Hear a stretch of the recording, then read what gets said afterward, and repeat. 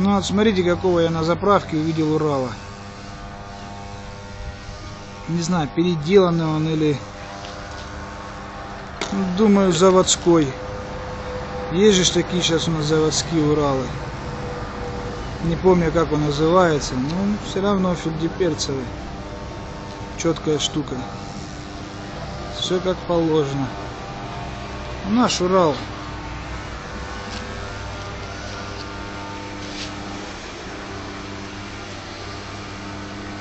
Вот так вот. В общем, смотрите мой канал, подписывайтесь. Вот так, наш автопром на месте не стоит.